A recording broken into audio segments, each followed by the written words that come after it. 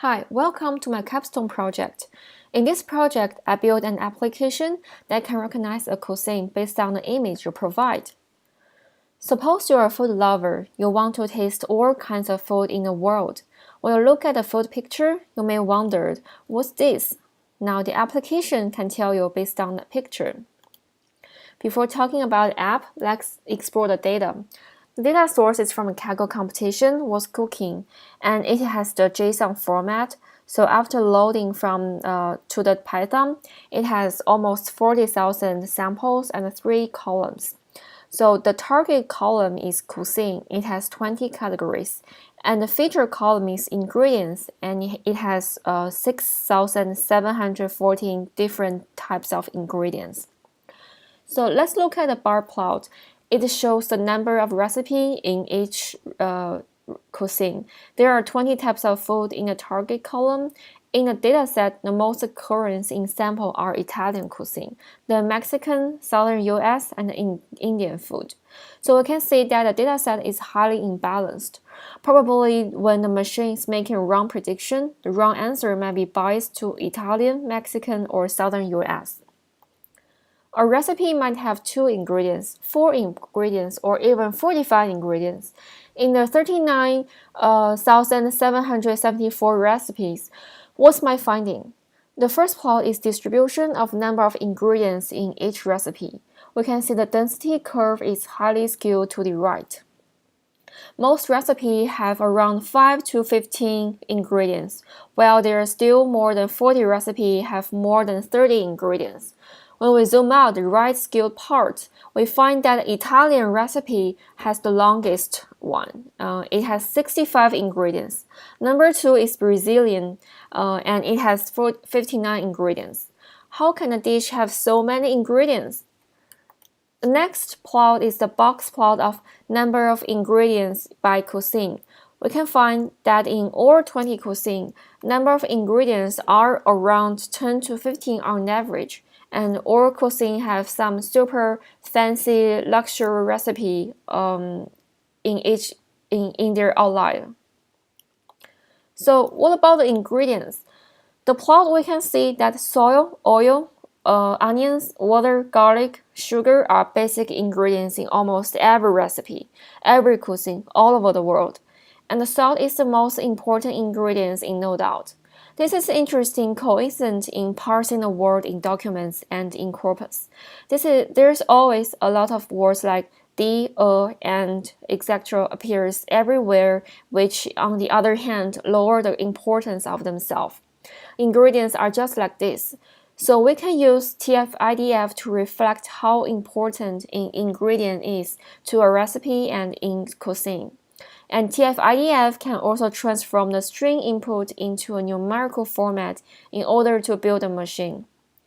So for building a machine, there are many procedures. So first one is preprocessing, and then I use TF-IDF, and the third is label encoder, and the fourth is just building the models. So in preprocessing, I remove comma into a string in each row, and the lower or letters, remove non-alpha characters using regex, and remove extra white space between words, and then lemmatize each word. So the number of features from 6714 is down simplified to 2730 features. So after that, I use TF-IDF to transform string list into numeric array. And then I use label encoder to encode cuisine, which is the target column, to integer factor. So finally, I use 2 models. The first one is linear SVM by scikit-learn, and the second is neural network by Keras.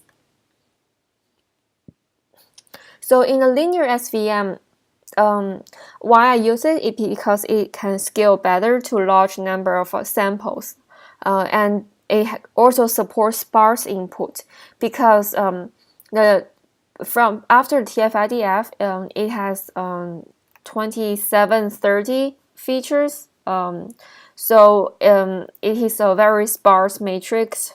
So the linear SVM support it, so I use it, and also it can handle the multi-classes.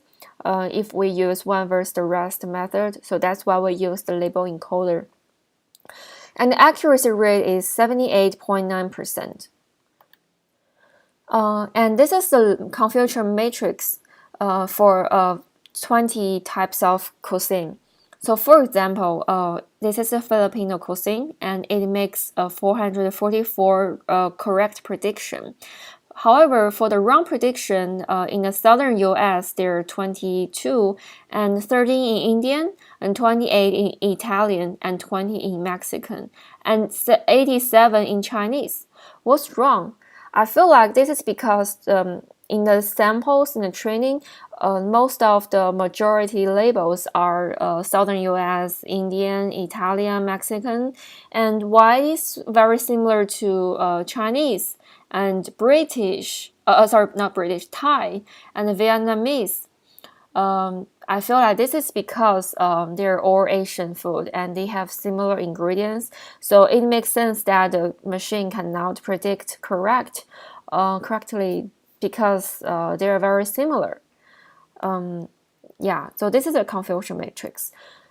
Okay, in the neural network, I added 3 layers only. I try to add more layers, but the test accuracy doesn't get better, and it had overfitting problem. So I only added 3 layers and add dropout function before each layers in order to decrease the overfitting. So the dropout function is that I only randomly choose 81% units in each layer, before each layer. And from the plot of loss, we can see that the model has comparable performance on both train and validation dataset. These 2 lines start to depart consistently after 7 epochs, so it might be a sign to stop training at 7 or 8 epoch. From the plot of accuracy, we can see that the model could probably be trained a little more, as the trend for accuracy on both datasets is still rising after the last 7. We can also see that the model has not yet overlearned the training dataset, showing comparable skill on both datasets. The performance in training and testing are similar. This means that model is stable and not too much overfitting nor underfitting. So this is the confusion matrix for the second model, and similar as the Filipino predictions, it has much higher, more correct prediction from 400 to 641, and the wrong predictions are decreased a lot, like southern US 13 and Chinese from 80 to down to 40.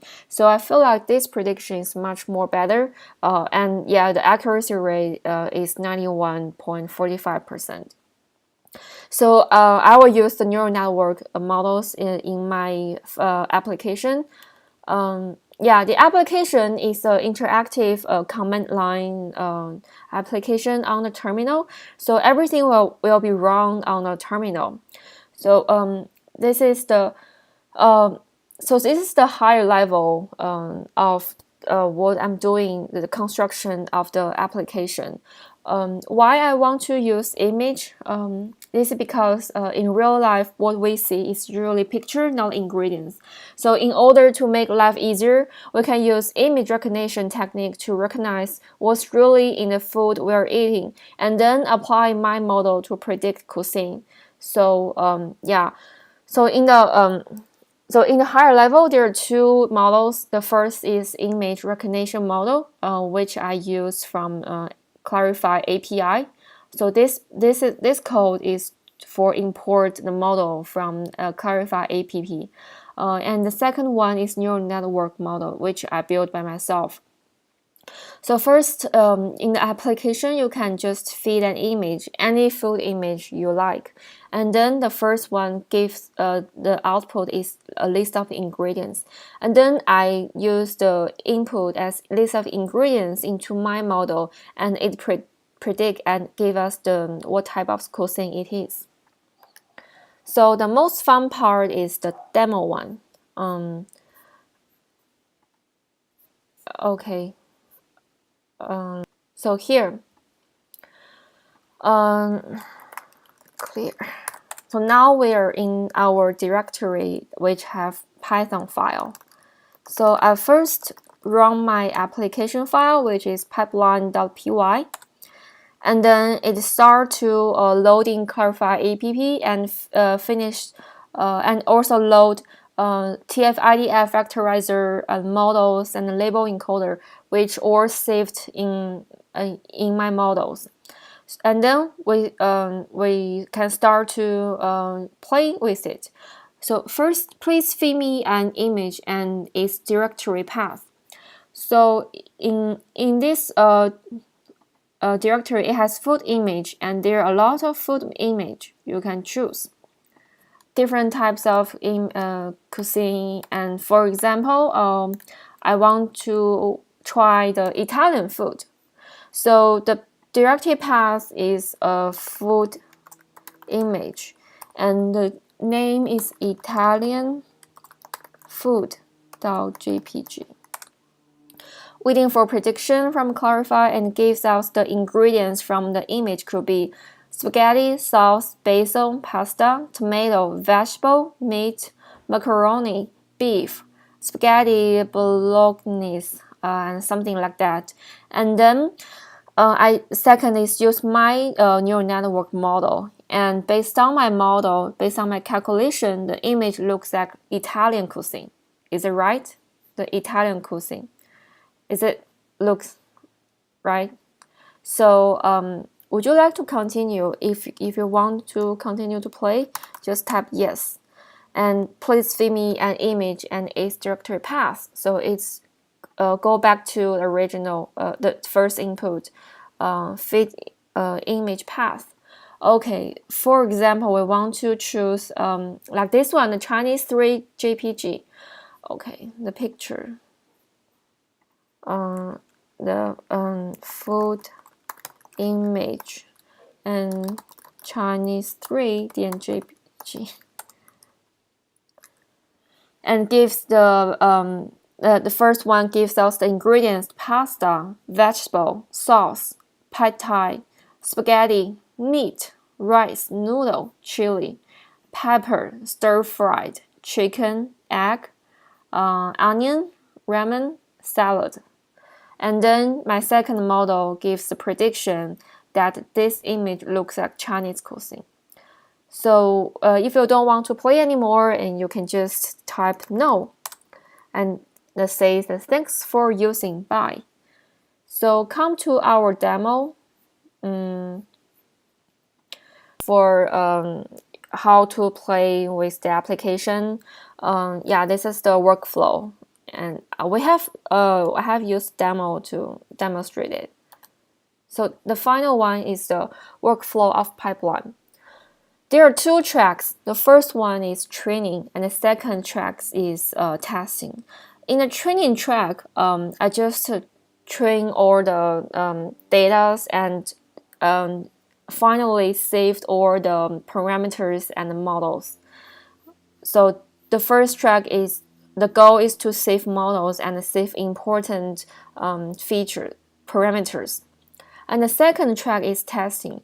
The testing is for demo part, like for application. And you feed an input, and then it use API and preprocess as the same in the training, and TF-IDF, which is saved TF-IDF from the training track, and then I use the saved model, the neural network from the training track as well, do the prediction. So the final prediction should be one of 20 cuisines. Yeah, that's all the workflow for the pipeline. Okay, so that's all my presentation, and if you have any questions, just send me an email. Okay, so thank you for watching it.